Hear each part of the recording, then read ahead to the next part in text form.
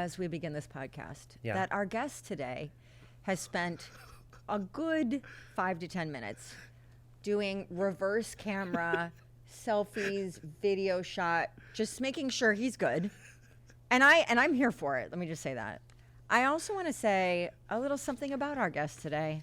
By the way, I like to keep the audience hanging. Hi, I'm Shawn, and this is Unfiltered.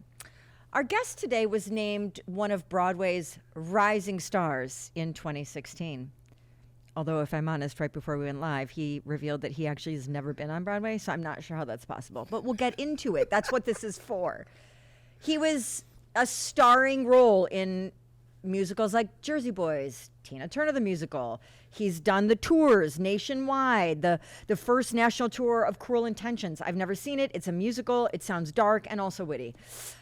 He also, in his personal life, is rather fascinating. He claims to go to the same 3 restaurants in the city where he lives all the time. Again, spoiler alert, if you're a stalker, please don't write this down, but he lives in downtown Philly. And he is hysterical on TikTok. I'm telling you, that is his next horizon and his claim to fame. It's so hysterical. Everything he does involves taping a video that starts with him taking the seatbelt off, and it's always the same intro. Taking the seatbelt off, and then you hear the big seatbelt clang against the door. It's like code for we're beginning. And in one of said videos, he revealed that he once cosplayed a straight man, and I mean complete with a backwards baseball hat, in order to score a better deal on his car repair from the mechanic who he thought being gay would be frowned upon. Mm-hmm. And so it is with great joy and anticipation that I introduce fellow QVC host, someone young enough to be my son, John Battagliese. I am so impressed by that woven storytelling, and I'm what? Woven storytelling. Oh, woven. That was really, I mean, it was everything you needed. I'm so honored to be here. Oh, stop it! I am. I'm not going to smoke up your ass. Wrong. Battagliese. Mm-hmm. And I don't live in Philly, but that's not an update I've given publicly. Oh, okay. So wait. This could be my public. How do I pronounce your name? Battagliese. Oh, There's no G. It's Why like, have the G if you're not pronouncing it? I agree. What is that name? Is Battagliese. Oh, you're Italian. Mm-hmm. But they Americanized it. Not an ounce. Okay. What do they say? 0 in Italian. Cero. No, I think that might be Spanish. Okay, Battagliese. Yeah. It's like Battagliese. bat and a Carlise. Baseball bat and a Carlise. Battagliese. Yeah. Okay, great. Wait, and you don't live in downtown Philly? Not anymore. Oh. I've migrated to the suburbs, and I split half the week here and half the week back in New York. Oh, okay. Hashtag bougie. Hashtag just, I grew up here. I needed to get a little balance. I have so much I want to ask you about. Okay, Are you on the air later? Or no, I was on the air this morning. Okay, fine. Which is why I'm so thrilled. Oh, I'm covering up my feetsies. Can you see my toes? No. No. Yes, we can. Sarah, Why? no Why? free feet. Because, honey, a lot of people make a lot of money on the internet with that. Even Do you know ones that? like mine that haven't had like a petty. Yeah, I bet you are very popular on foot internet. Do you know what that makes me feel good about? What? If, I love QVC, but if a day Things go comes south. where I need a backup plan, I already know it's going to be OnlyFans. Yeah. I want you to know that. And if it needs to be feet to protect the rest of me, I'll do it. Would you? 100%. Yeah. But that's why I'm not giving them away now. Okay, fine. Listen, they can't, you got to keep them guessing. All right, listen. We always begin this podcast, obviously, the #1 most watched podcast on the streaming platform. Spoiler alert, John Battagliese also has one debuting soon. And I feel like, are we going to be competitors? I don't know. Are we? Is it going to be weird? Like, are we going to be like... Well, I think the good thing is that we alternate weeks. Okay, fine. So it's going to be like we're always keeping them on their toes. Right, got it. Yeah. Got it. So we begin this podcast with 3 burning questions, John Battagliese. Are you here and available for it? I'm here. I'm present. By the way, I'm going to scribble throughout. Okay. You're allowed to swear, obviously, because we've said a few times already. You know I am the biggest fan of this podcast, right? No, I tell you this anytime I see you in the hall. I know, but I kind of feel like you're just being nice. I'm not nice. My childhood woundedness. I think that's the you're thing. You're not nice. Yes, you are. I'm Yes, nice, you but I would are. never Okay, fine. make that up. No, and I listen. Like, I think I'm the #1 fan of this podcast. Really? Yes. I Okay, listen fine. every Let me quiz you. What's your favorite podcast episode I've ever done? I really like Stacey London's. Interesting. Oh, sorry. It's Pat. James Dementry? Yes. It was one of the most beautiful, fascinating, also had me on the edge of my seat. Interviews, and knowing her, I feel like we got to see a side of her that we don't always get to see. I forget, in that podcast, did she show everybody how she is missing 2 front teeth? I don't think she did. Oh my gosh, you have to ask her. Oh, I've seen. Oh, you've seen them? Yeah. It's crazy. Okay, anyway. Although she may have already had her implants now, so anyway. Here are the 3 burning questions. We begin with John Battagliese. How old are you? I'm 32 years old. Follow-up question. How long have you been at QVC? I will have been here 2 years in August. Okay, follow-up later. I'll want to know how it's going, but I've got to keep it moving. All right. Number 2, is it true you won some Kelly Clarkson karaoke contest? Yes. And could you describe what that is? Yes, it was honestly, since the show is ending now, the Kelly Clarkson show is ending. It's ended, right? It's over, right? I don't know if they've aired the last episode, but I think I am free now to explain that this was all concocted by me. So I'm insane, and I wanted to be a host on television. I was living in LA because COVID happened, theater shut down, and I said, I got to get a gimmick. Got to do something. And I was in a relationship with someone who had never seen a musical before. And he was kind of like, what are you doing with your life? And I'm like, valid question. My friends from high school worked at the Ellen show. And I noticed that they always had these like rotating guests. Like she had sidekicks on the show. So when the Kelly Clarkson show started, I was like, I'm going to be on the show. How do I do this? This is a much longer answer than what you probably wanted. No, I love it. Keep going. When theater was opening back up, a theater out in Lancaster, Pennsylvania, the Fulton, had me come and do Jersey Boys there because they were just now testing how to do shows safely again. So I tell my boyfriend, who's never seen a musical at the time, hey, I'm going to do Jersey Boys in Amish country. He's like, okay. And I go there, and I'm like very quickly realizing I don't love doing 8 shows a week now that theater's back, and I really want to be on TV. So at the time, my friend Dylan Mulvaney, who is an influencer, started posting her transition online, her Days of Girlhood video. And she was like, well, you should just start posting like online every day. So every day I would wish Kelly Clarkson a good day in hopes that she would have me on to sing with her. And would you tag her? Mm-hmm. I would tag all the producers. Can you give me an idea of like, what did this video sound like? How quick was it? Sometimes, you know, I first one I put on like my dressing room station, I said, hi, this video is for Kelly Clarkson. If you're not Kelly Clarkson, keep scrolling. I am going to be on to sing with you for karaoke because she hadn't had a guest yet. And so post that. So karaoke was one of her she bits. So every episode she would do like a cover of like popular songs. Oh, right. That always blew up on the internet. Right. And so I posted that, and then I posted another one, and then I got like the Jersey Boys to sing like "Have a Good Day, Kelly Clarkson." Shut up! I made the whole cast do it. I was standing on the streets of Lancaster with the sign, being like "Honk if you like Kelly Clarkson," and like 3 videos in, the producers reached out to me. Shut up! And they're like, "We're on hiatus, but we love this. Keep going." And so my friends at Ellen were like, "You got to keep going." They were on hiatus for like the rest of the summer. It's like June. Oh, come back until like end of August. I'm like, sorry. I was on air at 7 a.m. and I transitioned to this. And so I kept doing it. And then I met with them a few times. And then they were like, we're doing something for her 20th anniversary of winning American Idol. Cut to, they announced the karaoke search. And they have me come, and I had to sing on like a bus in LA. And why on a bus? Like they basically did like a nationwide tour. So they went to like Chicago, New York, 30 Rock. And I was in the LA group. And right, because they tape in New York. Yeah, got it. At the time, they were in LA. Oh, then they moved to New York at the same time I did. Kismet.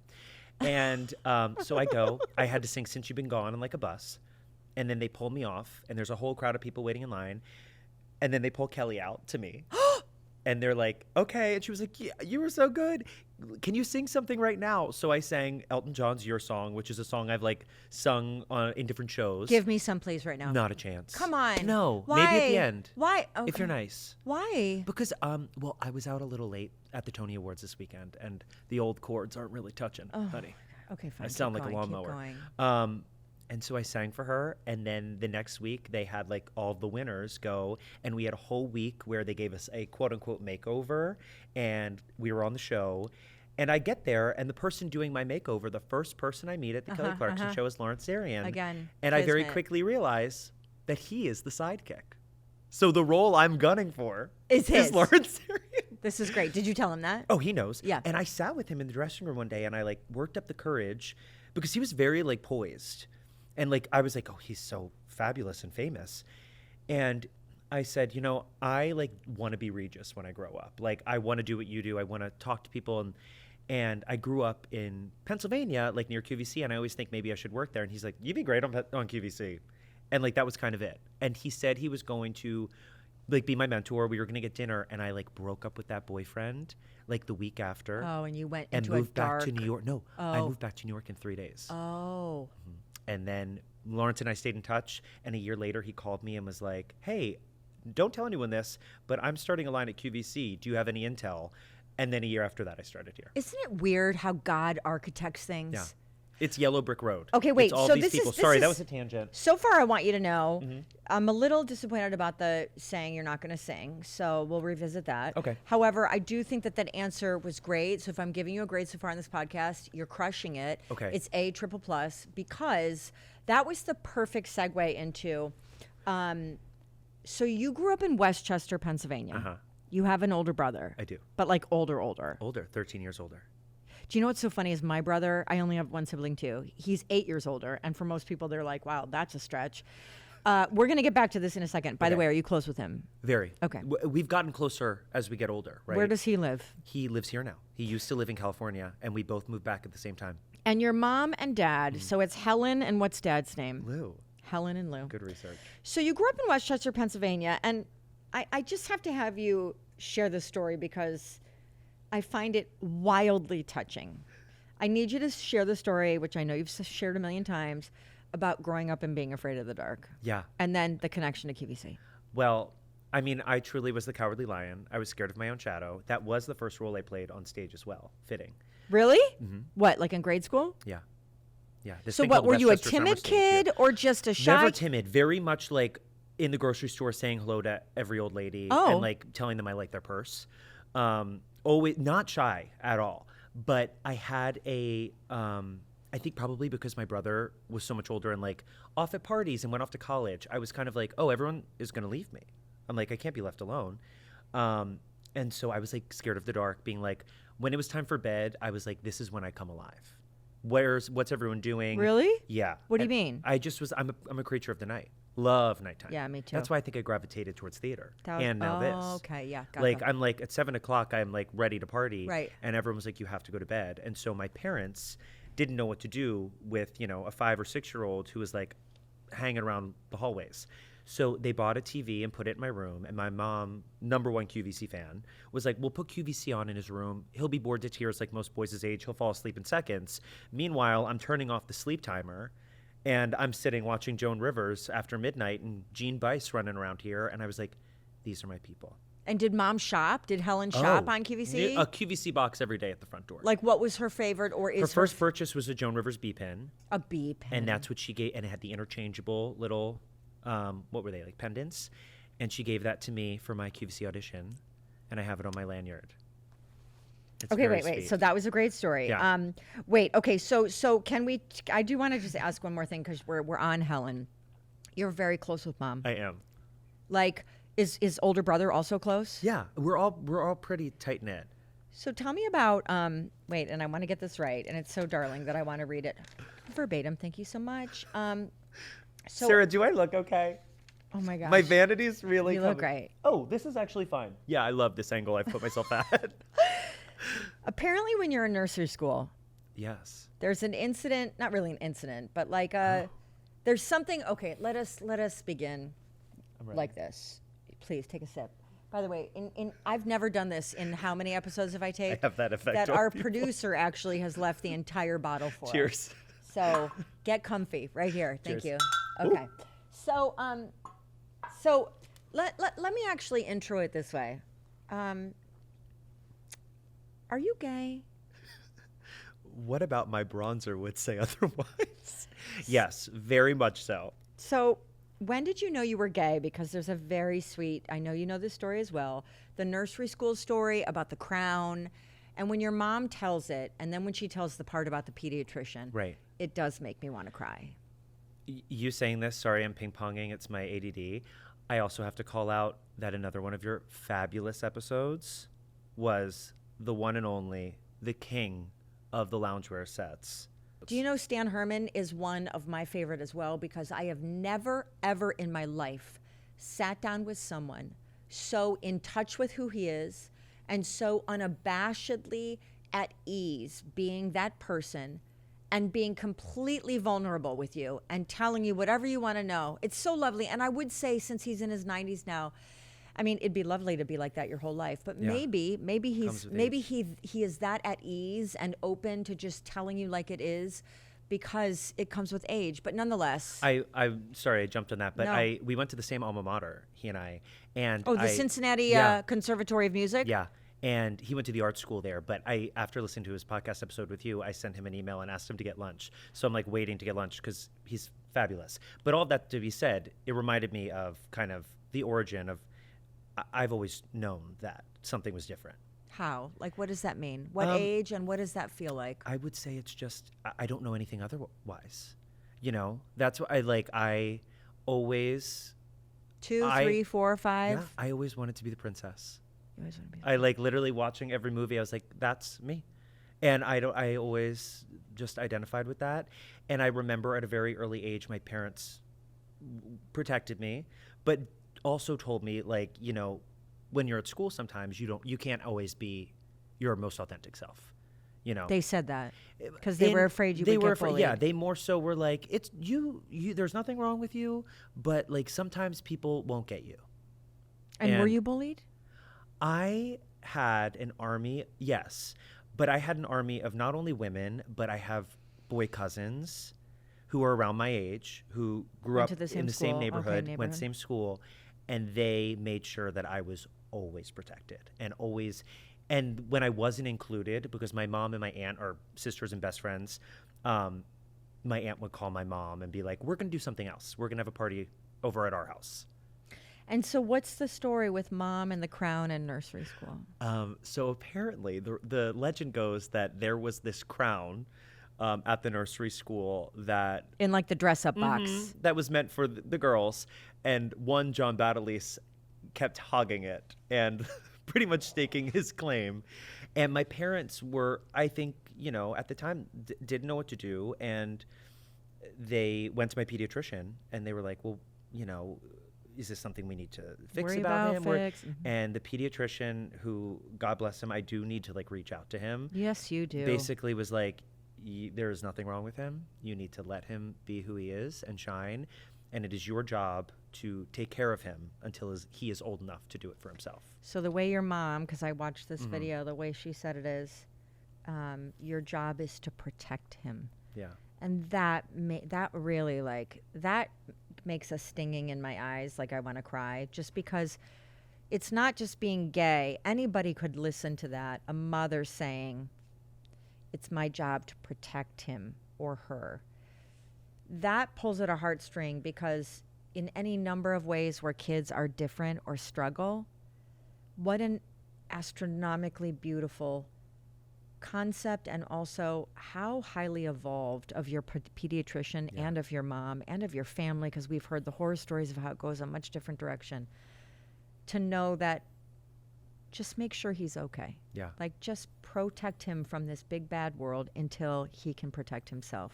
And they did. And like I owe everything to them. And that's also where my theater love came from. Like, many times I was not invited to things. And did that hurt? Yeah, but I didn't know as much because they snuck me away. That's when my parents started taking me to see theater in New York. What does that mean? Like, my aunt would tip them off, being like, someone's having a birthday party this weekend and I don't think John's invited. And my parents were like, let's take him to go see Wicked. We're going to go.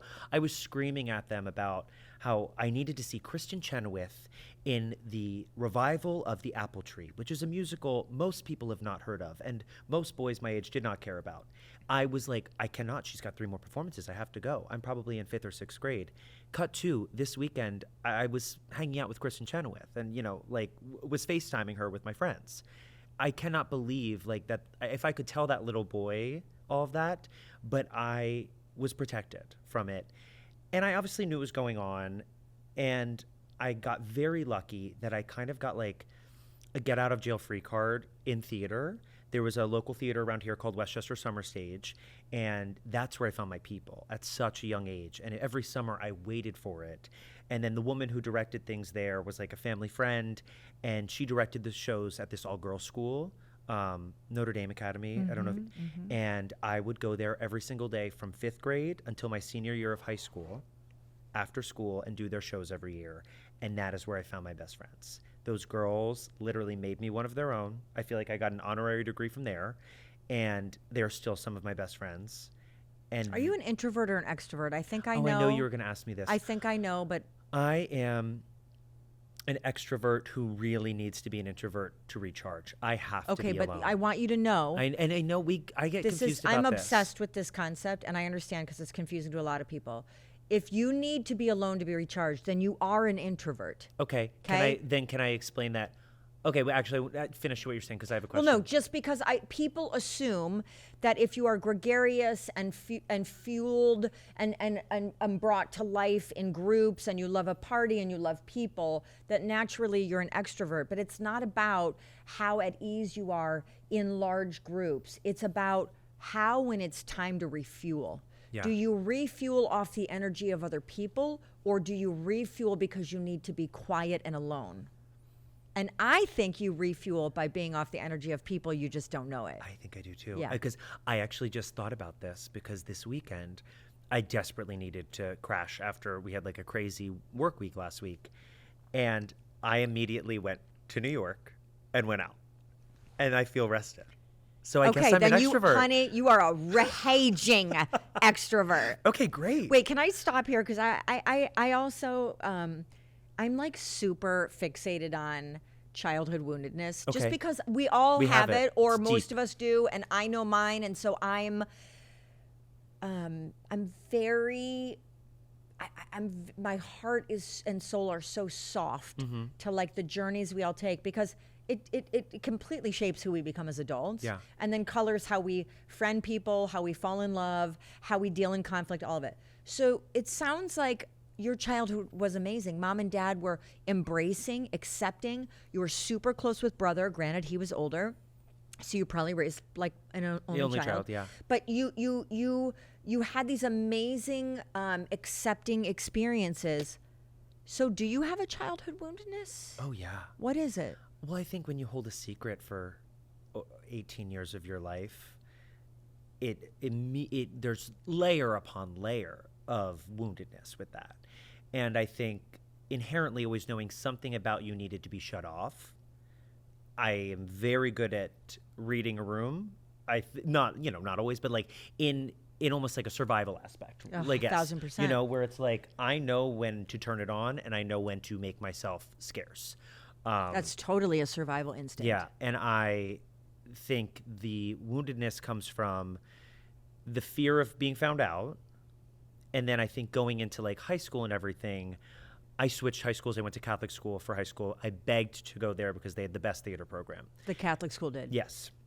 Wow, that's ironic. Best. Oh, you went to Bishop? Yeah, I went to Bishop Shanahan. Oh, wow. Yeah, and I mean, Mary Kate. And you weren't scared to go to Catholic school? I mean, I kind of was like, it'll be what it is. And there, I definitely started to feel like even more so push it down. Really? Yes. And then that's where I like had a fresh slate, because at that school, theater was king.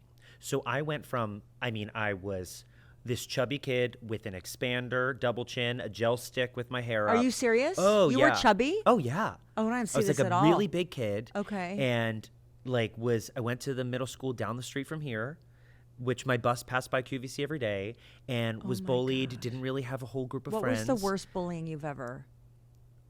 Oh my God, should I tell you? I'd like you to. Yes, in first grade, and this is childhood woundedness because you never forget it, and it is when I felt something switch in me. In first grade, I was told, like we were in line going to something, probably recess, and a boy who I will not name, but I will say his hairline isn't as strong as mine now. He said, basically something along the lines of like, you're just a girl in a boy's body. And I was like, oh, I must have been like really like showing who I was, being myself, laughing with the girls in my class. And that was the switch for me, where I was like, something is wrong. You cannot talk about it. There are safe people and there are not safe people. And that is like the watershed moment that I remember, a firm before and after. And how did you respond?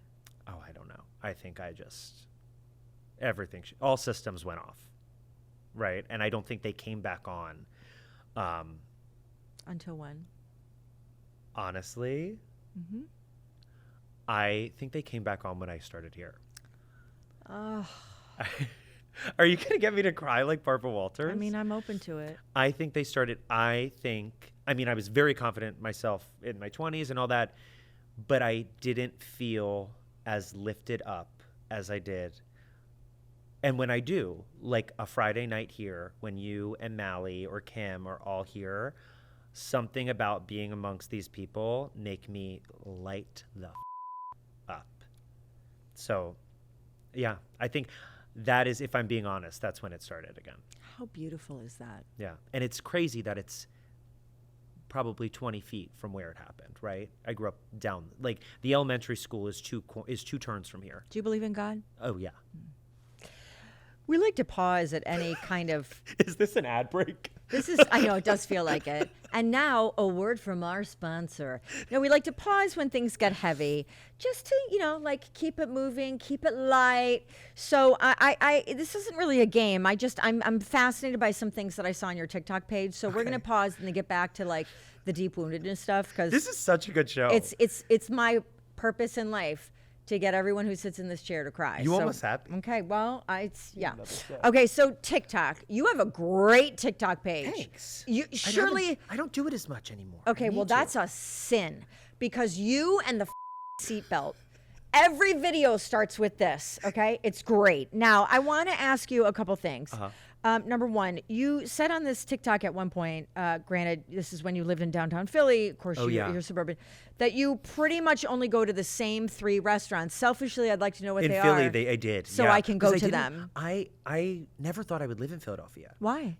Because I was like Thoroughly Modern Millie, which you're not going to get that reference, I know. No, I'm not. But she like Sutton Foster in that musical talks about like memorizing the subway maps before you even got to New York. Okay. I was like, I will only and always live in New York City. Oh, so even okay, in Westchester, I knew I couldn't tell you what road I grew up off of here, but I can tell you how to get from uptown to downtown during rush hour. In Manhattan.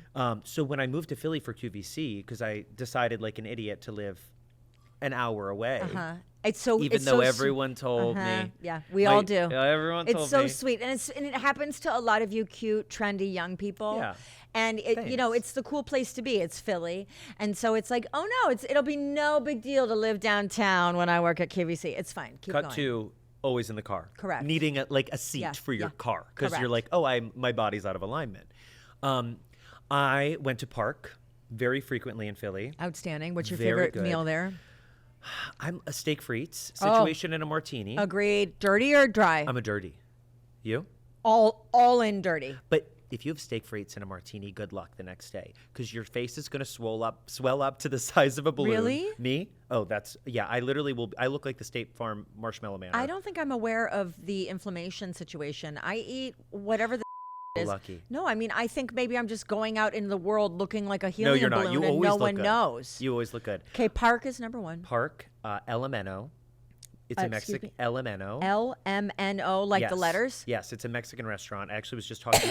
Julia Carely went there for dinner last night. And it's great. Very good. It's in Fishtown. As compared to Elvez or all these other annoying, Listen, I'm not going to badmouth any of them, because I would luckily take a meal at any of them. Fine. But Elemento. Elvez for me, it's always busy. Yeah. Always busy. Third one. What is the trendy one? Sarah, what's the one that's like the very popular... No, you're not going to... Sarah's such a picky eater. No, tell me. You know Barclay that? Prime. It's not Barclay Prime. It's owned by... It's Tallulah's... not Tallulah's Garden, but I do like that. Huh? Italian? No, it's not Italian. It's Mediterranean. Soraya. Thank you. Okay, fine. It's great. I said Sarah's a picky eater.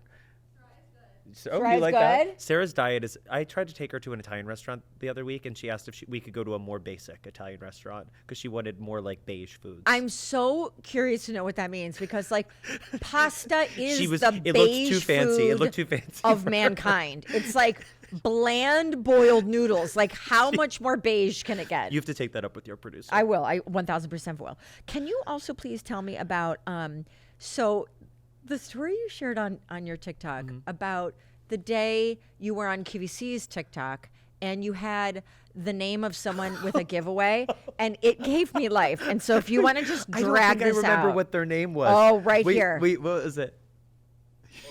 Okay. It's so okay, good. so this was early days of, because I along with Steve and Chelsea are the pioneers of QVC TikTok. Correct. And we were there on the front lines, you know.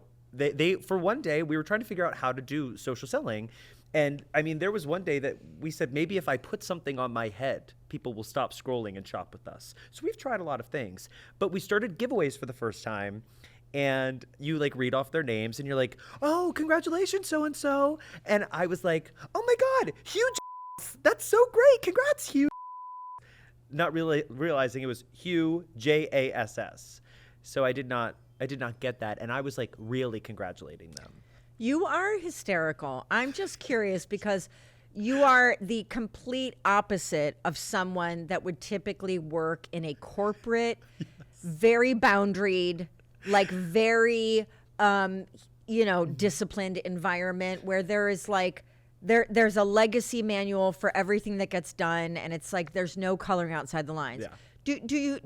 Do you hear from whoever your boss is a lot, or do they give you, I'm being honest, and no pun intended here, but we're going to get to his new podcast. Do they give you carte blanche to kind of just be who you are? Or because here's why I'm saying this. This is not like a bait and switch or it's some sort of trap.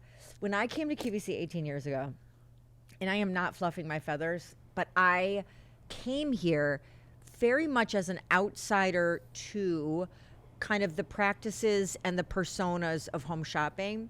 And so like the way I spoke, the stories I told, the way I would tiptoe up to the line before they would slap my hand of saying like, well, it looks exactly like, well, it starts with P and ends in Ada, things like that. And so I pushed the envelope. I wasn't intentionally trying to do so, but I was just being myself. Now, all in, 18 years later, it's worked out great. And I've learned how to balance like creativity and corporate. But like you're new into this journey and you are such an unbridled spirit with so much creativity and clearly dreams of greatness. Has it been hard or it's been okay? I think there have been learning moments where I have never worked in a corporate environment and I have always been a self-starter. And for the past decade of my life, I tried to make a podcast. Like I tried to do, and I emailed people I didn't understand. I was messaging iHeartRadio being like, do I have an idea for you? And they're like, no, thank you. I love you. So I don't understand. I think I learned that from my dad of just being like, he always used to say, never underestimate the value of a sales call. And I kind of am like, what's the worst thing that happened? They say no. So I think I always lead with that. I have learned that there are structures in place in a corporate environment. I think it has helped that I sometimes don't know about them and I find out later. And at that point, they're like, it's fantastic. Let them go. It's the ask for forgiveness, not permission policy. And I do think a lot of it, and I'm, again, not blowing smoke up your a lot of it is given carte blanche because of someone like you. Because they've seen that in allowing someone to be themselves and flourish, you get the best out of them. There's if I was told no consistently on all of these, which I was, I mean, in fairness, I did pitch a podcast the week I got here. They were Good for you. They were like, listen, you need to learn how to be on air first, which yes, I do. But I just was so excited to come here because, and I know it sounds cheesy, and I feel like in talking about it a lot as we get ready for the podcast, I don't ever want to seem inauthentic, but I love it here. Like, I love QVC, and I love everything it is. And I auditioned 3 times for this job. And I basically was like, I want... 3? 3. Thrice. What, like... And they said, thank you, come again, no For chance. real? Oh, yeah. And I was like... Why is that? We can get into that. But I basically was like, something in me knew I wanted to come here because I wanted to be a part of the next chapter. And I knew I didn't. Okay, I got to stop you there. Yeah. That sounds like a big corporate tagline. I wanted to be part of the next chapter. But I didn't know what it looked like, but I was like, How did you know we were even going to have a next chapter? Because it's everyone has to evolve and change. And so you wanted to come on QVC because you love QVC and you grew up with QVC. Yeah. And then when you're auditioning, what is the product that you are auditioning that on round 3 you get the job? Well, the first 2 times I sold this tanner called Roxanne Rizzo.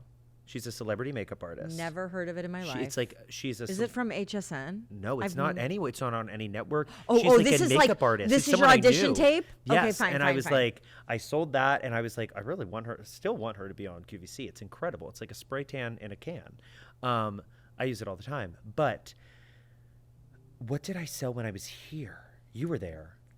Was I there? Yeah, I remember. I am embarrassed to admit. No, you weren't there when I auditioned. Okay, fine. You might have been, but what did I sell? I sold Christmas, like lanterns with families, like little family motifs. And how would that go? I blacked out. You did. Oh, don't remember. Did you know what to say? Were you making stories up or just? I said. I remember my first line was, "It's the most wonderful time of the year, Memorial Day." And then I went That's great. I was like, if I at least can get one line out and they can pause for laughter, I can think of what the next one is. What's the number 1 brand you think we need to sell here that we don't currently? I think in menswear, I think we need a lot more menswear. And I think that there are brands like True Classic and like men's basics. I totally agree. Something like Buck Mason, right? Right. Where people, because we do have a lot of male shoppers that I think people forget about, and I get a lot of messages about what I'm wearing, and there's nowhere to lead them. Nope, so true. And I think that a lot of our girls shop for the men in their family, and they need, like, a brand like True Classic has like these packs of T-shirts. And what is your, barring that forthcoming, hopefully sometime soon, what is your favorite brand, and or if that's too big of a amount, what is the last thing you ordered on QVC? Oh, the last thing I ordered on QVC was. Wait, let me start. It surely was Medicine Mama Vulva Balm. What is that? Okay, wait. Is that the vulva? Did you say vulva balm? That was a very poor joke. No, it's really good. I thought it was funny, but I could tell I was nervous to deliver it. Yeah, you got nervous on the vulva. And I got nervous on the vulva, and you cannot get nervous on the vulva. No. The vulva is the punchline. And that's why I don't go near them. Okay, let's move on. What is this? What was your last item that you sold? I thought you said vulva, and I was like, that's another thing I don't understand. The last thing I bought was the Limitless fan set of 2. Yeah. Because I knew it was going to be a hot summer. Are you serious? Yes, girl. I was peddling it on the TikTok shop. I was over there being like, everyone needs this. Everyone needs this. I'll prove it. I'm buying it. And I used it the entire day on the Tony's red carpet. Are you serious? And I struck up a lot of conversation because it has a cooling feature. And Tony Award winner Alex Newell came over and said, can you believe they have us in this tent? And I said, here, let me turn on the cooling feature. Put it right up to the neckline. Wait, what's the cooling feature? Oh, baby. The Limitless fan, you hit a button and the center of it's metal. And so you put it up to your... It cools down, put it on your pressure points. It's like a cold spoon from a freezer. Exactly. Wait, can we talk about that Tony's and then the GLAAD Awards? Yeah. And so you're a QVC host. Oh, excuse me. I Got too excited there. You're a QVC host, but I didn't know you still do this other stuff. This is new. And how do you get those gigs? And what are they exactly?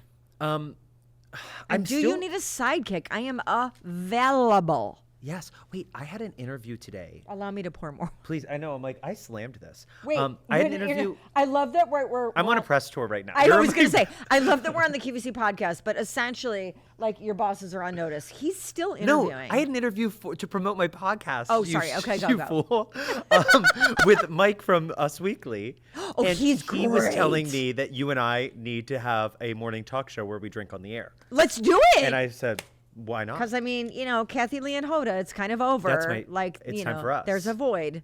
I'm open to that. Listen, we could use this set. No need to build a new one. Agreed. How did I do this? Oh, I love GLAAD, which is, really does a lot to promote like LGBTQ voices. Yep. And so I always want to find ways to give back to those sorts of things. My friend works there, and he typically does red carpets and all that, and he couldn't make it for the Tony nominee luncheon. And he was like, I'm not sure if you're even able to do this, but could you? And How so I great. reached out to work, and I was like, I think, because GLAAD works with all the major networks, right? They work with NBC, they work with all these people to make sure that, you know, they have a partner in dealing with, you know, different topics and everything. And so I tried to bridge that gap, and it's been going really well. I love it. And So what's your favorite current show or musical that's on Broadway right now? oh, that's hard. Oh, Ragtime is my favorite right now. It just won Best Revival. But I would say Lost Boys is a close second. Why? Because my best friend got nominated for his first Tony as the costume designer. Do you miss performing in that regard? You said you've never been actually on Broadway? Yeah. So I mean, I've done But Broadway you were national voted. tours. Wait, let me reference my crack Yes, notes. 2016. Named Broadway one Rising of Star. Broadway's rising stars in 2016. But you've never been on Broadway. Yes, I think for the outside world, it's hard for people to understand like the theater, New York theater specifically, commercial theater landscape. Because Broadway is a strip of, you know, theaters, right? In Yes. a small part of town. And shows run there for certain amounts of time and then end. And then they go on national tours, or they're on national tours simultaneously, but those performers are doing shows in regional theaters like the Fulton in Lancaster, so it becomes a community.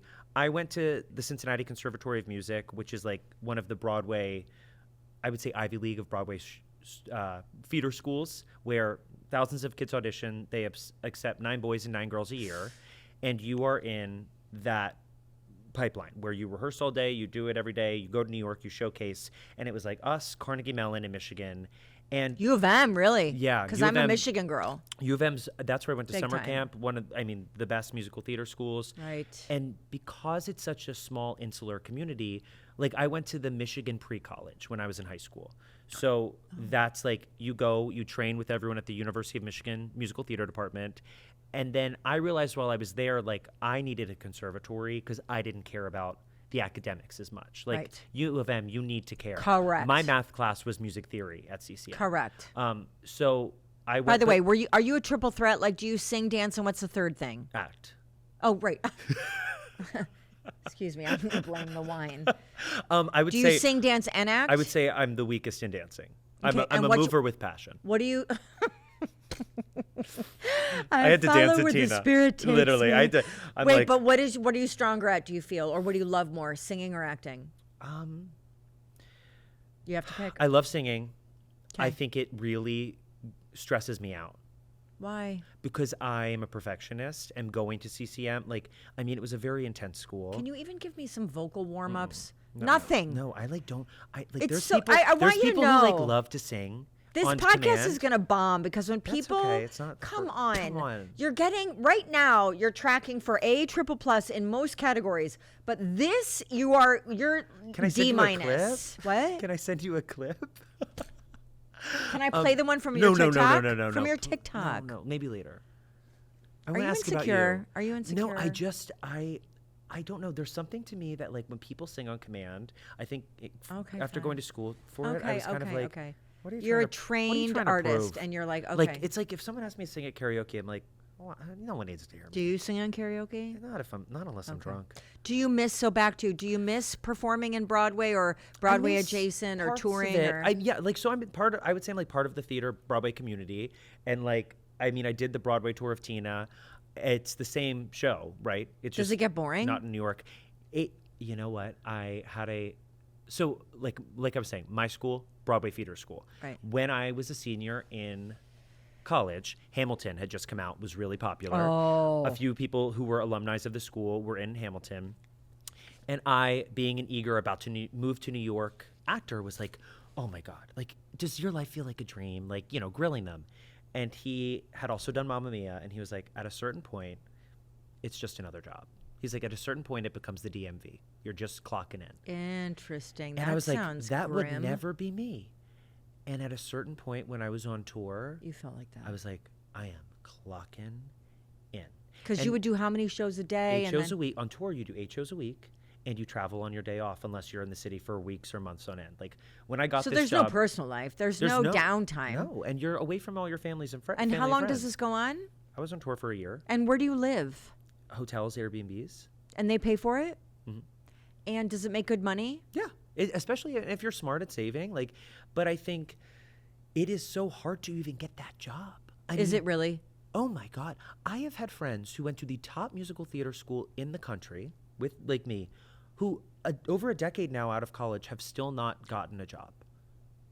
I luckily never went more than like 6 months without a job. Like I consider myself. So it's that competitive. Oh my God, yes. And then you have people who like when I was watching the Tonys this weekend, like I have friends who were in, the Broadway show of Beaches that didn't last very long this season. Yeah. And then they're out of a job again. You're never safe. You're never settled. And at a certain point, I realized my nervous system can't take it. Could take it. I was never moving forward. I felt like I was always starting over. And I wanted somewhere where I could plant my feet. I said this when I started at QVC to one of my friends on tour who was like, are you sure you want to like do this? Because like there's shows on Broadway right now that I was in final callbacks for. And like I think Titanic, the show that just was. Wait, did you just call it Titanic? Yeah, it's a spoof on Titanic. Oh, because I was going to say, if that's how you pronounce it, I'm dying right now. No. Okay, it's called Titanic. Yes, it's like a gay Fantasia. It's phenomenal. Marla Mandel, who is the lead of it, she plays Celine. The whole premise is that Celine Dion is telling the story because she believes she was on the ship all those years ago. And it's all of her music. It's so good. Is it good? It's amazing. You were in final calls. Like I for years. Like, and there's other shows. I think what people don't realize is there's like it's really hard to get a Broadway musical made.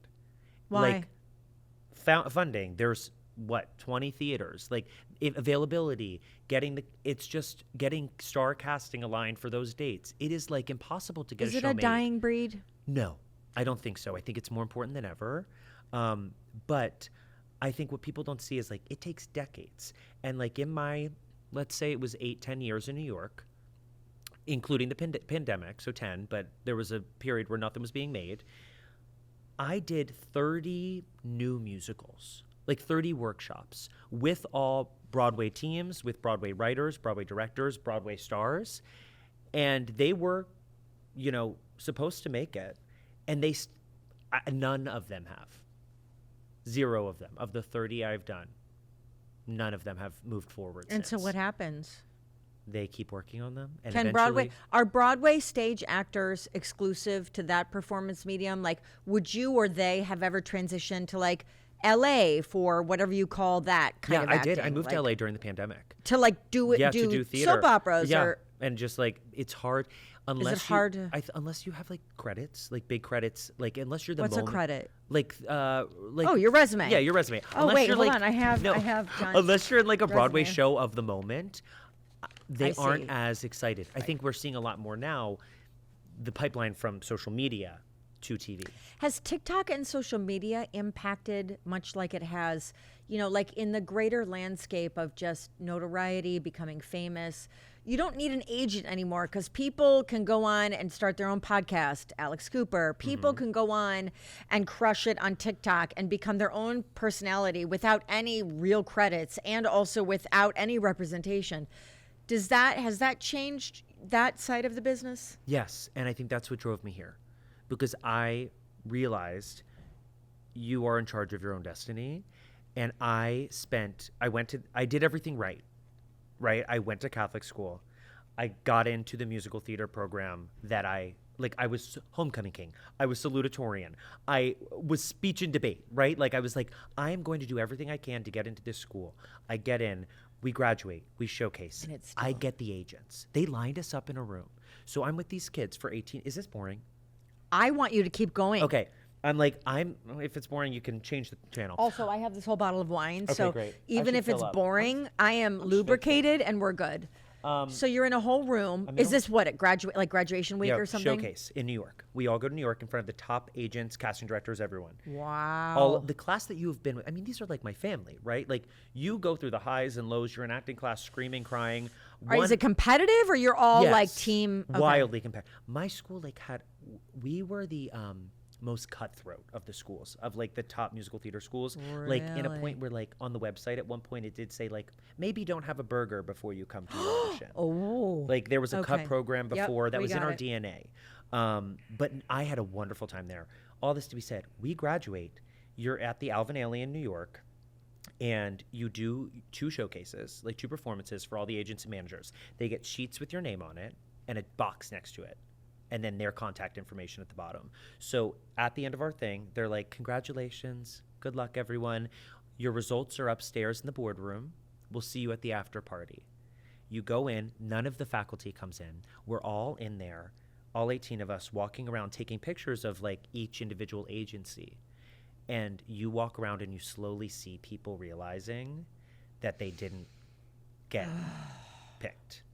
And I got very lucky as a white male who can sing, can hold a tune, and looks a certain way, that I had luck. Quite a few offers. And you see people who are singularly talented. Some of my friends, who I think are some of the greatest performers and writers and talents of a generation, not get that response because commercially they don't fit. And that's when it started with me that I was like, oh, wait, after this, you've got to make it happen for yourself. And then the dawn of social media comes, and I see someone like my friend Dylan, who has been able to build a career, and yes, there has been, down parts to it, but through your phone. And I've seen so many of my friends do that. And the thing when I was so scared of being perceived online, because I grew up in the weird in-between where we were told not to post anything personal online. Like, why? I'm probably the younger end of millennial. When did you graduate high school? 2012. Oh my God. So I graduated college in 2016. What year were you born? 93. Oh, sweet. But we were told, like, don't post about yourself. Like, take down the pictures of you partying and all that because you won't be able to get a job. Oh, okay, fine. And then right after I graduated, the narrative switched, which it was, well, you have to be posting things because how are you going to get a job? And I got caught in this in between of like, well, I can't post anything that's not curated because then I'll be in trouble. And when I posted this Kelly Clarkson thing, it was the first time I really got attention. It was the first time that I was like, oh, wait, things are moving forward. And I'm making a fool of myself. I am literally humbling myself, being like, whatever. I'm standing on the street with a sign. I think it's funny. And then I watched it unfold, and I sat in the dressing room at Kelly Clarkson being like, so I got here by being insane. And it was a lesson. I was disagree. A lesson just to it's not do insanity. It's genius creativity. It's unbridled, unharnessed courage and bravery. It's like, there's a great, and it's going to bother me now, so hold on. Look it up. While you're searching, I will say I had an acting teacher in college who she would stress me out, and I would, whenever we finished class and I had a bad day, I would drive with one of my friends to the Kroger. They had a Starbucks. Oh, Kroger. Love a Kroger. Michigan. I'm a Kroger girl. And I remember drinking a Frappuccino going, I just am going to work at QVC. I don't even need to be in this class, which is funny. But she did give us good information where she said, if ever you are walking into a room, get your salt and pepper shakers, and one was it and the other was do it, and you sprinkle them all over yourself and you walk in. A little it and do it. That gives me life. Yeah. So this is from Steve Jobs, who may or may not have been a complete I don't know. Okay. But the important thing is he created Apple computers, so nonetheless, he was a genius. And I don't know what this is, but apparently he gave this speech to, hang on. Okay. He gave this speech, I think, to his employees, and it goes like this. Here's to the crazy ones, the misfits, the rebels, the troublemakers, the round pegs in square holes. The script then goes on and talks about how, coloring outside the lines and doing things differently is the very thing that will catapult you and open doors. But it's not easy, I mean, it's like there is resistance along that path. But I mean, I love it. So no, I don't think that was insane at all. I think, look, you're friends with Kelly Clarkson. You're here at QVC. We pause. Wait, let me grab my wine. This is Kevin O'Leary, my favorite wine at QVC. And we also pause in this podcast to bring you a word from this sponsor, Driftwood. Do you know Driftwood, John Battagliese? Loves. Had Driftwood jeans in my show today. You did really? Mm-hmm. Like LA based. Designer, like very high price point designer. Because they do all of this hardcore embroidery that is like, some people have said to me like, oh, is that an iron-on decal? And I want to be like, no. Shut your pie hole. That, first of all, that's a swear word, what you just said. This is real embroidery. It's real. Like, no, it's beautiful. Right? And it's so, like, do you see this? Look at how cute is this a is. set? Wait, what side? I like this sweater. How cute is this? Oh, little set. It's a little hoodie, and it comes in other choices, and they're matching pants because everything is set dressing right now. It's so cool. Do they have sets for men? Yes. They do? And I wore one a few weeks ago, and I've never gotten more compliments in my life. For real? Yeah, I need to get 1,000 more. Oh, okay. Well, so Driftwood on QVC, not even joking. Oh, and the little something I didn't share with you guys is, I know you're like, wow, that's great denim. Would you ever know from sitting across from me that this is knit? No. It's total knit. Wait, what? You know how Rag & Bone made knit denim? Can I give us a feel? Rag & Bone charges like $300 for that. And I bought them. I got sucked in. And they're great. I mean, Yeah. I'm not going to disparage them now that I own them. But this is really nice. But I mean, are you joking? And This it's is really cool. Right? And I think like sometimes sweatshirts get a bad rap because they like become bulky. It becomes like, How do you feel about wearing the hoodie? Personally, I would never. Is it intimidating? Personally, it's giving a little Bo Peep. What if I'm like trying to keep Now it you're looking a little like, nefarious? yeah, like you did something. You're out by the bleachers. Okay, fine. Slamming a cig. Well, that is the end of our commercial break. And now back to the main show. Oh, I feel like at the intermission beeping is ding, ding, ding. That was good. You I have went time? a little high. Yeah, okay. See, I told you I can't sing right now. I wanted to ask you questions about Yeah. dating. About I can't the believe we're what? dating. I can't believe we're done. Wait, we're going there next. This We is are? perfect. Yes. Sarah tried to rap me. No, ignore Sarah. I mean, I love her and everything, and she is the executive producer, but she's high on her own power, and it's fine. We keep going. Okay, so listen. So now, so you are 32, and you are single. I am. Have you ever had well, first, mom and dad are still married, Yeah. and obviously you're really close to them. So you would say along the way, your role models for love and relationship were strong. Very strong. Yeah. And so now, as it comes to your life and track record of relationships, would you say that that is a good historical timeline? Bad. And Bad, why bad. would you say that? Why has it been bad? I think circumstance, and I also think John may not be the best judge. And why is that? John had a great role model. In fact, two of them, mom and dad. I know. What's the problem? You tell me, Dr. No. Shawn. There's something there. No, I know. I think it's self-sabotage. And why are we doing that potentially? Because I want to continue to prove, I want to be able to change people. I think, And why is that? Who in your life in a former were you unable to change? I don't know. I think I don't. I think it's it must go back to some semblance of our earlier childhood trauma, sort of thing. Of Could it be the woundedness? Yes, it's that wanting leads to- you to want to help and save people. yes, and it's also like if they are categorically bad, quote unquote bad, like if they are someone just that people say avoid, and I'm able to change them, then I am special. Correct. And also, if you just come alongside them and show them love when nobody else will, now you're healing your own childhood woundedness, because back then when people would look at you and perhaps say, no, don't invite him to the birthday party. Yeah. Now you're rooting for the underdog. Yeah, and I've realized that maybe it wouldn't be such a bad thing if I found someone who was nice and stable. Well, so what's do you go for bad boys, or what's the problem? Like, yeah, what are we talking about? Yeah. You do. Uh-huh. And is that like a vanity ploy? Like, It is definitely a vanity ploy. like you're just right now you're in that stage where like all I care about is he's hot and that's all that matters, because naturally you attract the wrong people a lot of times with that. But obviously I'm your mother, so I'm telling you that. No, and I think I also found, I think for a lot of years, I dated by almost resume.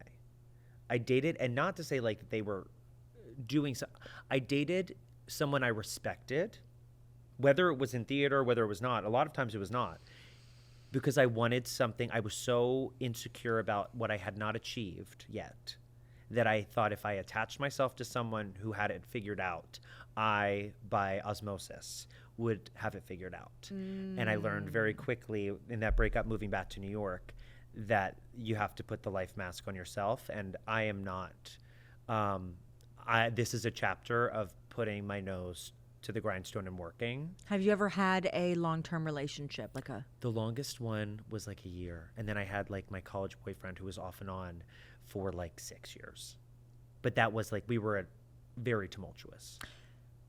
What is the most important thing to you in a relationship? Don't think too hard. Just answer.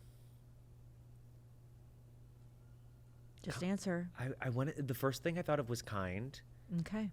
Yeah, I was gonna say funny, because I've dated people who were cripplingly unfunny, and what's the point? You know, I want to say this, that I will tell you this. I know it seems, because you're such a sweet, beautiful baby, it seems it's supernatural to sit in this place and be like, so I would like someone kind, I would like someone funny, and then number 3, good looking. But I had a very interesting podcast with Melissa Rivers. Melissa was on the podcast, and she talked about how she met her now husband. I think his name is Steve. And of course, given the heritage of funny and humor, and also the celebrity circles because of Mom that she ran in or was adjacent to, I don't actually think that Melissa is very, very famous adjacent or attracted right now. Yeah. I think that was mostly Mom's world, and I think she has a very strategic picking and plucking of people in that world that she feels close to and that she trusts. But she's not, I mean, there was literally one famous person that went to her wedding with this guy, and it was Josh Flagg from Millionaire Listing or whatever. So she's not, you know, I mean, Howard Stern gave the eulogy at her mom's funeral, but I said to her, I go, do you have his phone number? And she's like, no. So, I mean, it's so funny what optics are to those of us on the outside, but in real, anyway. And so she told the most charming stories, which if you haven't seen it, you have to watch it. And if you have, you'll know what I'm talking about. But when she went on the first couple dates with her husband, Steve, she thought he was entirely boring. She was appalled by how dated and just not cool his shoes were. And then like he had some weird vocal tick at dinner where like he would constantly say something, I forget what it is, like, I don't know, but some habit that she actually at dinner, this is so Joan Rivers of her, like at dinner with this total stranger, she stopped and was like, do you know that you have this weird habit? Anyway, the point is she went to her therapist one day and was like, I don't know, this guy is boring and he's got really dated shoes, right? Like she listed the litany of things where like he's not the prize. And then when she said like he's super boring, and the therapist was like, no, you need boring. Yeah. You need boring. So I would only say this because I feel this way about my husband, and I love my husband so dearly, but he is the anchor to my crazy. And so, not that it can't, and I'm not some like relationship expert, but it's very hard to have 2 rock stars in a relationship.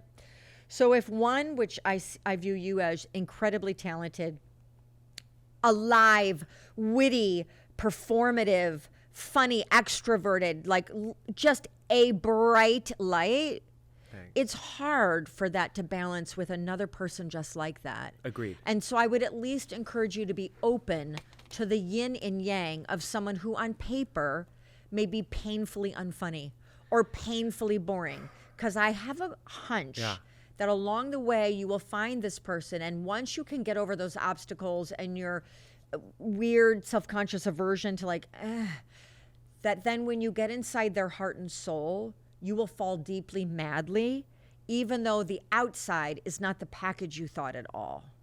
I hear that, and I accept that challenge. Okay.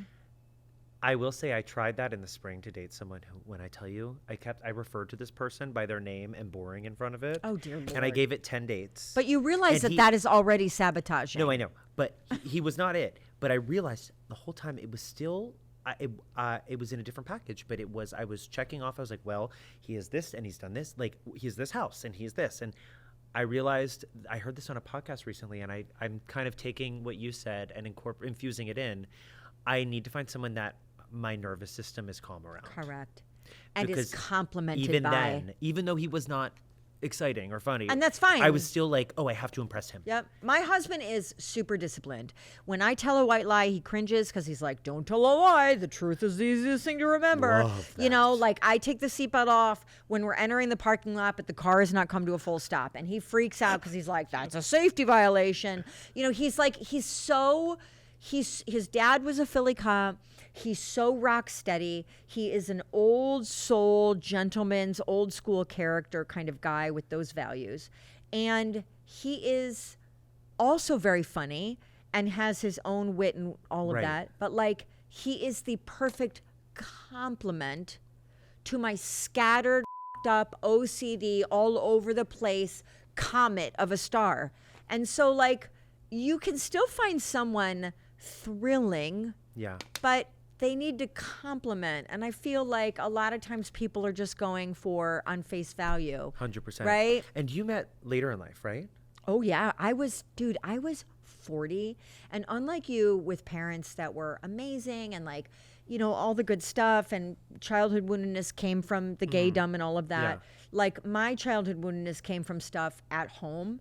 And so, so I didn't have great role models for like love and healthy attachment and self-confidence and all of that. So I just went into my career and I chased stardom because I wanted to be special and famous. And then I did it until it stopped. And then I had to pivot from news into something different. And so that became reality shows and QVC. But the point is that it was always about the career and then me putting up the guard because I was too afraid to get vulnerable. Yeah. And then when I finally met Joe, it was on the tail end of a catastrophic, like got engaged to someone that proposed to me on QVC. What? And thank God the internet has scrubbed I was like, that where's video. the video? No, it's scrubbed. Okay. But anyway, and that was a very toxic, abusive, I mean emotionally abusive, not physically. Not physically. But just a very toxic, addictive love relationship. And so when Joe came along, he was the opposite of everything I had ever dated. And I think that's why it worked. Yeah. Because he was the quiet, he was the kind. He wasn't trying to outshine me. He wasn't trying to outdazzle.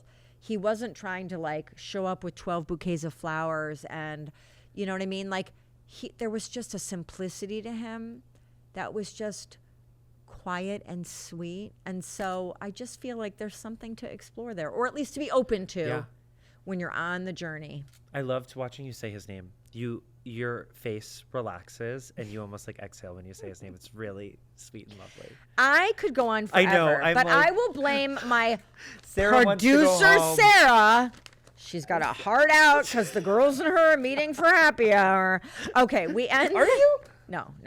Oh, I love like, that. That tone in your voice was like, wait, can I come? I was like, wait a second. What girl? You've already had a half a bottle of wine. So yeah, keep exactly. It, you got to in. keep this train going. All right, so listen, we end this podcast with three more burning questions, and they start as follows. John Battagliese, what is your last meal on this earth? Please be specific. Okay, Mexican. Uh-huh. I want to start with tableside guac. Best. Got it. Are we at a particular restaurant? No. Okay, fine. Just the perfect one. Fine. Whatever it's God's Have you pearly been gates. to Have you been to Cabo? No. You I have to really go to wanna Las Ventanas in Cabo. Do you have? It will ruin you Okay. and change Should I go you. now? I mean, Should I leave? not right now. Can we finish this? But yes, sure. you should go. Okay, I do need, if you have any vacation recommendations, because having worked never in a corporate structure, I don't understand PTO, and I know they're like, John, you must take days off, and I need to plan a trip. Oh, honey. Pencil that. Just so you know, like my spirit animal is planning up bougie. I can't afford them, That's but what I go I need. anyway I can max out the vacation. credit So card. I got I'll put it on a Q card, honey. Covered. Okay, Anyway. tableside guac. Then we're going to transition into tacos. Like delicious, like gourmet tacos. And street tacos or bougie tacos? Street tacos. Street tacos are great. And I want like pitcher upon pitcher of spicy margaritas. And I know this is going to sound weird. What's a spicy margarita, by the way? What's in that makes it spicy? Jalapenos. Like You could sometimes they're in actual, them. or do they? It depends. It's not like Tabasco. No, I want it to be like as like I know this sounds like eye-rolly, like skinny as possible. Because the sweet, It's like not when it's like eye-rolly at overly all. like sugary. No, I'm with you. You know, I can't be waking up on the other side with a hangover. No, I mean, and you've got to fit into that bikini. Yes, so. of course, and the angel wings. Hello. And I can't have my halo not fitting because my face is swollen. Yeah, and I also want Cheez-Its on the side. And I know those don't go together, but Cheez-Its are my favorite food. Okay, fine. Reduced fat, and that's not a skinny thing. I can't. That's a taste thing. Do you like the cheddar cheese ones or the original? A rich, because I would come home from school every day, and because obviously wasn't being invited to anywhere in middle school, when I didn't have play practice, I'd slam a box of Cheez-Its in like a sitting in the basement watching Gilmore Girls. I love Cheez-Its. Really? They are, and I like the white cheddar ones. They Right. are so good. Hold on, my best friend just sent me this picture. I love a Cheez-It. Do you know that they have a Cheez-It pizza? Available now? Yeah. This was at a Is Ralph's. that legit or We is don't that have like Ralph's. AI? No, this is real. Italian 4-cheese, Cheez-It pizza. Hold on. I gotta Google this. Sarah's like, my friends are already on round like, one of the "Oh, drinks Paulina's and at you're happy Googling hour." Cheez-It pizza. Hold on. Pour yourself a glass, Sarah. We'll be here a while. Cheez-It pizza. Sturdy glasses. Are those from QVC? Oh, yeah, honey. No, we're golden. Dude, they sell it at Giant. That's 20 minutes away. And by the way, they have the pepperoni version. It's going down. Oh. I am. Wait, And I'm so I have a excited. 9-year-old. So, like, frozen pizza is her Is- love language. So, this is great. Cheez-It pizza. Okay. Okay, great. We'll have Anything that more on on the side. this last meal? No, that's it. Okay, fine. Is a mariachi band playing? Yeah, at the Okay, end Got it. when I leave. Number 2, do you want to be buried or cremated? Oh, I knew you were going to ask me this, and I've been kind of thinking about it. Both scare me. I want to be cremated I understand. Why do both scare you? because I don't want to die. There's too much party to be had. Do you have any weird relationship with God, even though you are devout and you love Him? Do you have some inner voice that says, "He won't let me in because I'm gay"? No. And I'm sure people in the comments, I'm sure people have their opinions. And do you know what? You can gladly keep them to That's yourself. right. But no. I think So you're not that afraid to the die. God that I believe in loves every single person. And I think, honey, He wouldn't have made me like this Amen. if I wasn't supposed to be. Amen. And I think it's a superpower. And I think I think all gay and queer people have a really unique, incredible superpower of being able, because they have been made to feel other for so Yeah, long, to love. to see people for who they are. Correct. And it is something that everyone could take a page out of that book. Correct. And He calls us to love. Yeah. And so it's ironic to me that in the name of God and Jesus, people do the absolute opposite. Yeah. Anyway, My favorite thing is, and I will say, our QVC customers are so kind to me. Is our pride flag out front? It Yes, should be, it's because out every there. June it goes up. And then it's funny to me, but I'm so glad I remembered it. I've had so much fun getting to know you in this podcast that I completely forgot there is a small purpose for you being here. Oh. What is your podcast?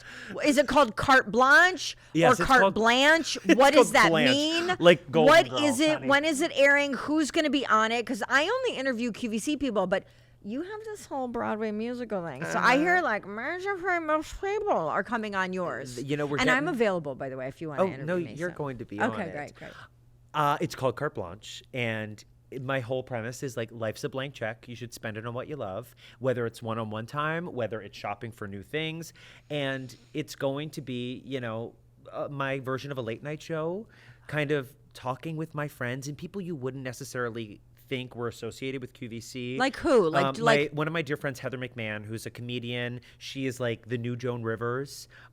She's friends with Melissa. They always talk about, she does the red carpets. She's going to be our first guest. She's the only person who can get me on a cruise. We went on her Really? last year she had a full themed cruise where she had sails 20 feet high of her face. We went with all of her friends. It was the time Wait, of our life. what?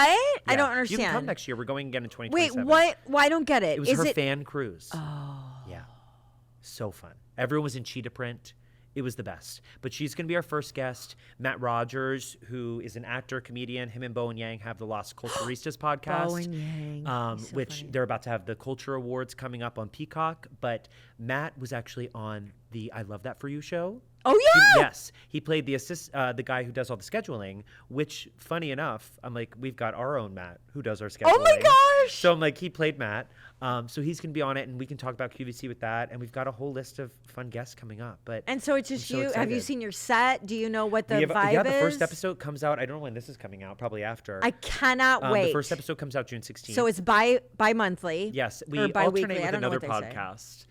That podcast. That one Unfiltered. that I listen to every time. So, and you can listen to this podcast on American Airlines. Don't you forget, honey. Yours too? No, I don't think mine. But maybe yours is coming because I'll tell you what, we get the whole wolf pack going. Yeah, get them all. You know what I'm saying? This is our takeover of making podcasting. That's how I feel. And QVC like one-on-one. Because can I tell you something? I would do this every day of the week and 4 times on Sunday. So fun. As my normal job. Well, yeah. Like, don't get me wrong. I love QVC and like the on-air selling, presenting, like shopping, because that is goals. But like this feeds my soul in a way that could never, because I need to get to know you and what makes you tick, and I need to learn from you, and I want to understand like what you've come through, so that now tomorrow when I see you, like I see you differently. Do you? Like good differently. Do you know what I mean? Stop. Well, no, I am the kind of person, like, I basically want to crawl into your skin. I'm like, I need to know everything. And I literally, anytime That's why you're going to be a great podcaster. Anytime I see Shawn, I'm literally like, I corner her in the hallway. Like, the first time I met you, you were like, I know we have to wrap. No, just keep going until Sarah physically comes out here. You were my secret Santa my first month here, girl. You were such a good one. I was sweating to the oldies over there. No, you were not. I've met you one singular time. I've been here for 3 weeks, and I get tasked with being your first secret impression? Santa. I thought I knew you before I started. I was a fan.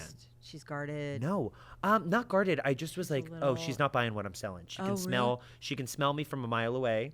Not buying what I'm selling.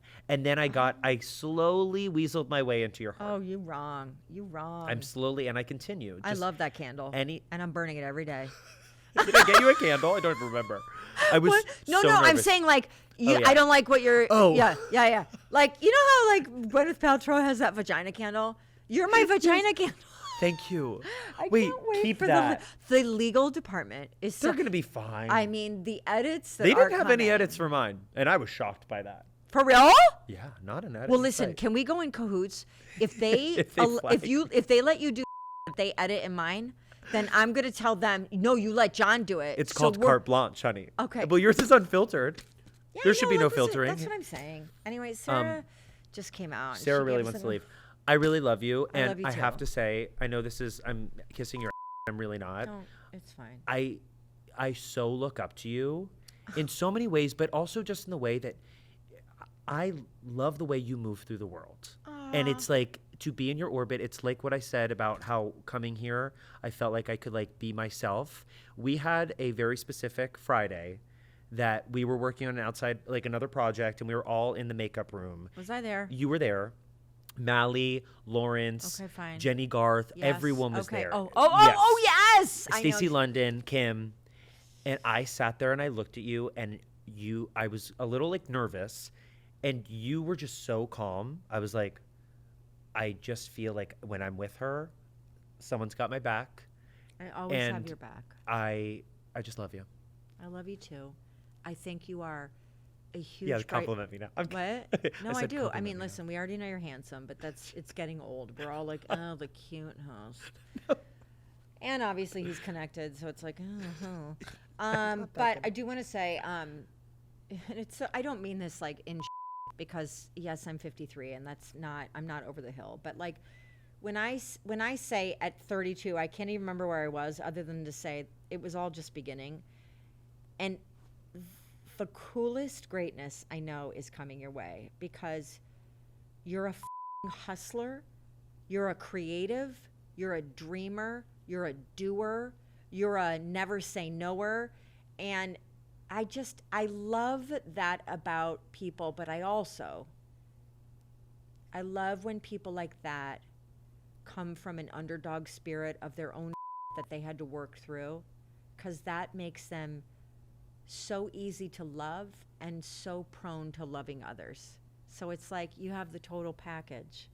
Wow. And when you become the next Ellen DeGeneres, I just want you to know I'd like to be, what's the role of that person that does the announcing? You can be my Lawrence Arian. Right. For Can the I Kelly be Clarkson your show. Lawrence Arian? Well, no, you and I are having our own talk show. I'm literally. John and Shawn. You have so many better contenders for this I role. don't know if I do. Oh, it's funny that you said you don't know if you do. I don't think I. So then you might. Who would it be? Well, we haven't had auditions yet. I told you, Broadway's like the industry's cutthroat, Listen, honey. just so you know, I'm willing to audition. Like you know how some people like Meryl Streep at this point, I'm sure only. don't read, but like if a project comes that they really want, they will read. I'll read.